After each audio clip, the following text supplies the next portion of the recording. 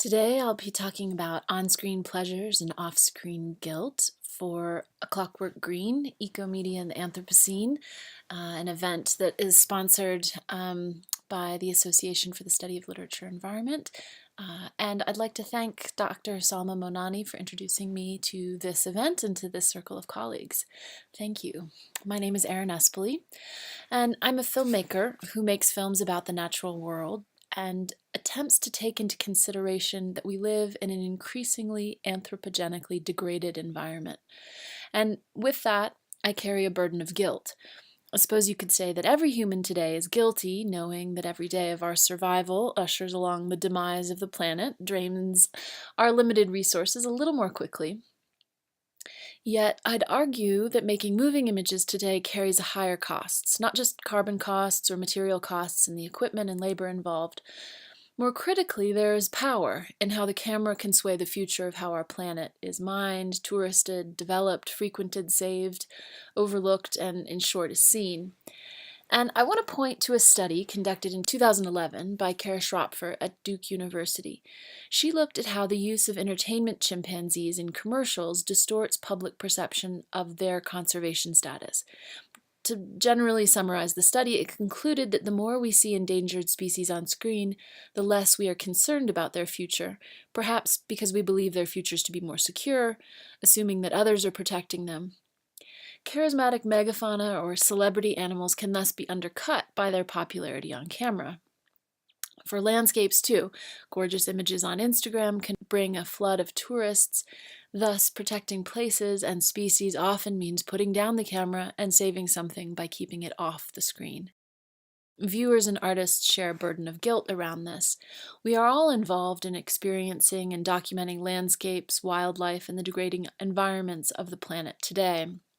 To make moving image work responsibly, artists, I believe, need to alter their workflows and practices to enact a paradigm shift to take these concerns into account, to counteract the laxness of a self-photographing culture, a culture in which images are as expendable as carbon, one which may demand alternative forms of living, filming, and viewing.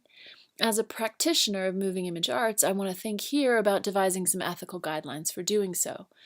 Our era has been referred to variously as the Anthropocene by geologists, the Thulacene by Donna Haraway, the Anthropocene by Jussi Parikka, the Age of Asymmetry by Timothy Morton, the Capitalocene by Jason Moore, all to the end of highlighting our current existence, relationship, and awareness of the changing planet.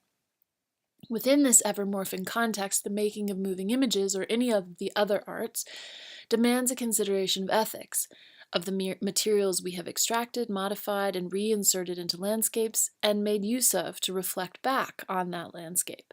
Several artists and scholars have emphasized the way in which subjectivity and subject matter have kept pace with these shifts. Stacy Alamo, for instance, who's been highlighted on the website here, outlines the need for greater ecological consideration with the arts in this way.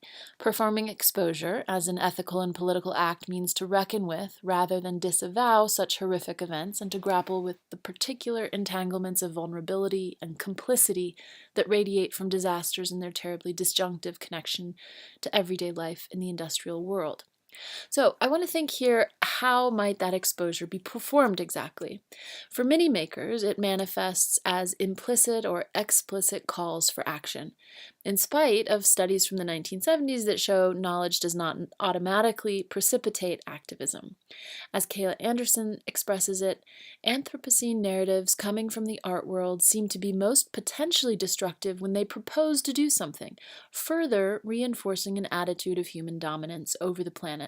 The ecological problems we face are not going to be solved by eco-art, representations of fake nature, or collections of plastic hybrids from polluted coastlines, end quote.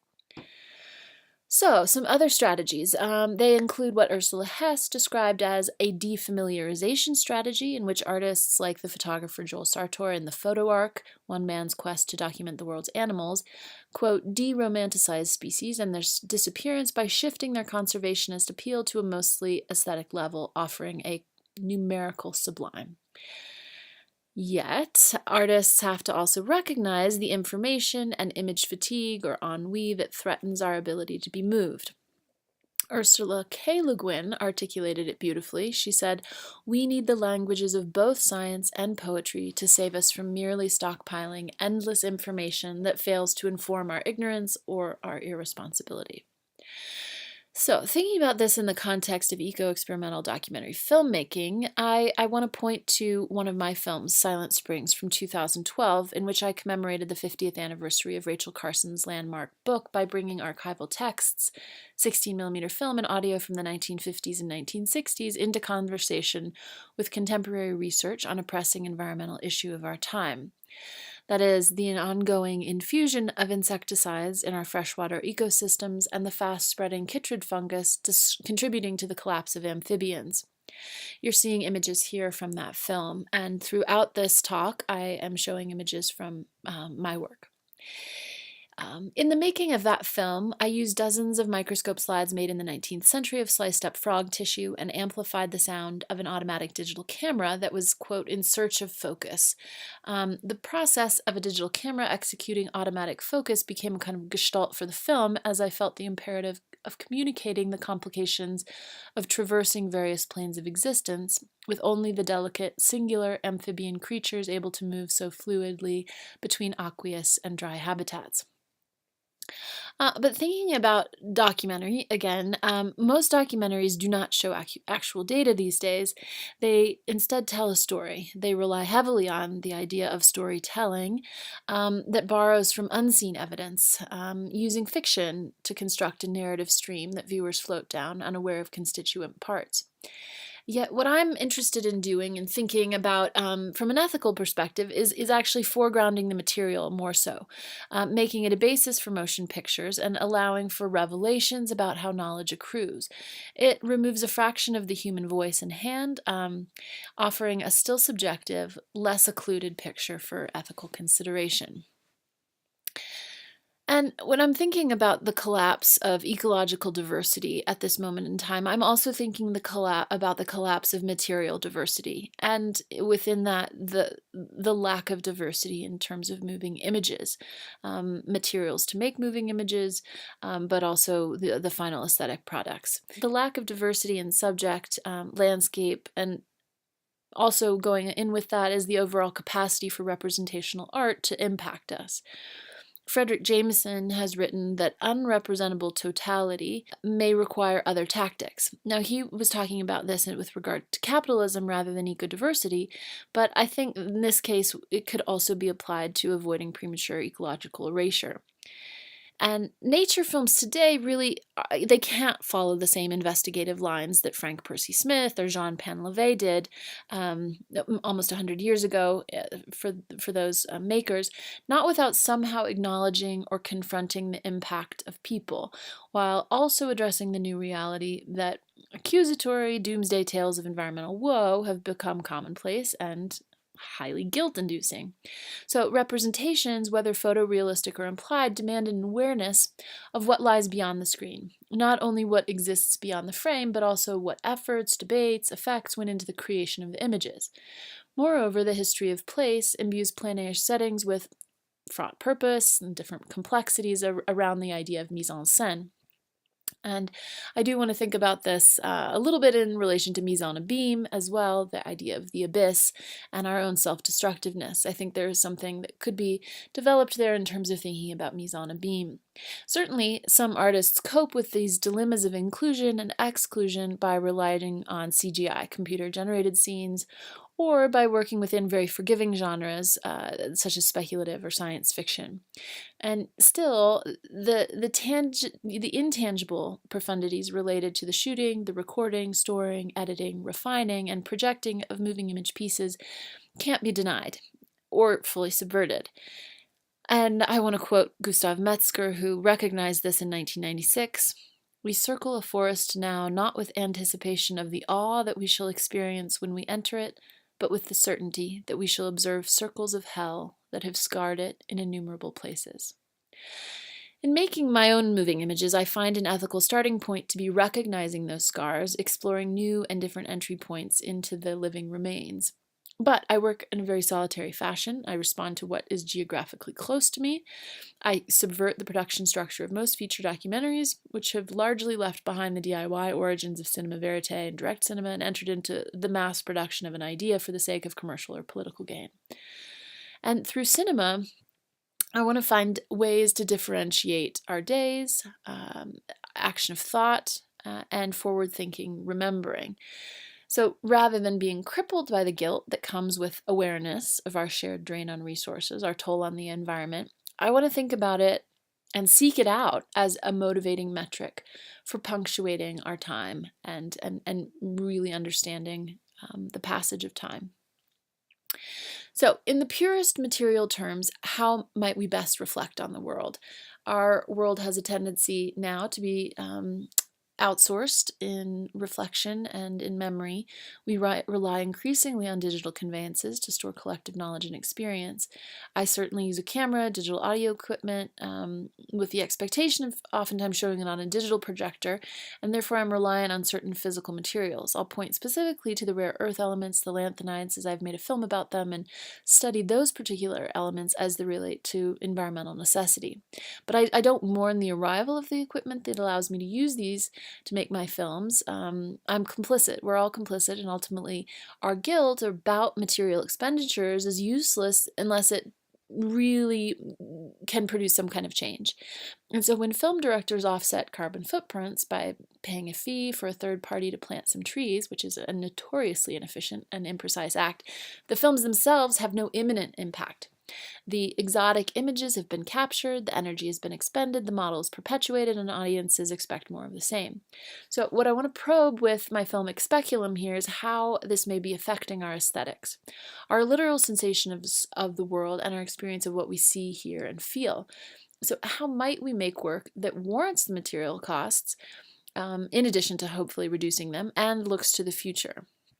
What will help us remember and mark a change in the passage of our lives? William James defined active living as a state of being, quote, before reflection shatters our instinctive world for us, is self-luminous, it suggests no paradoxes. Which I love. So how effortlessly we now fold into our small screens, watching horrors rush past, enjoying the freedom of abdicating responsibility. Cinema can lull us into an amnesic state, erasing all signs of people or time, especially with the CGI animation, sending us into imagined futures and skewed presents.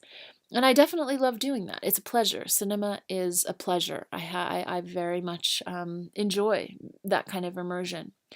But it is for good and bad. Paul Ricoeur reminds us that the way in which we construct narratives, selectively eliminating, allows us to reassemble the past and the present. To pick up a camera in the face of our current environmental circumstances as a professional or an amateur usually means actively eliminating, excluding, or erasing. Again, for good and bad, with guilt, without. This guilt for me is ultimately unresolved. I want to quote Hito Sherrill, who writes that at present, cameras are, quote, tools of disappearance. And she's speaking about the propensity for spam in image making, as she calls it, but the way in which I think we're wielding our weapons of recording has really become lazy and solipsistic. For non-human animals, the camera has become a literal obliterator. It can determine if a conservation cause is undertaken or not. So I'd like to end and wrap up here by offering a kind of current set of notes towards some ethical guidelines for moving image arts within this environmental crisis. So some of these include highlighting non-human authorship, the idea of working with a spider, for instance, or hummingbirds in cases of some of my films. But any film made with wildlife or in a natural setting is inherently collaborative, and I think that should be acknowledged at some level. So I also like to point towards considering what is held within the frame and thinking about what is excluded and trying to make decisions about that exclusion or inclusion both from an aesthetic perspective as well as from an ethical one. And again, I'm very much in favor of thinking about subverting the industrial crew model if possible, and trying to find alternate ways of making.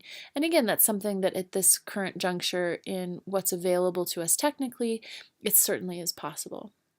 I'm also very much in favor of reusing existing material whenever possible. Archival footage, appropriating footage that is in the public domain, finding ways to share work. So you don't necessarily need to travel all the way to the Galapagos to get a picture of a saltwater iguana.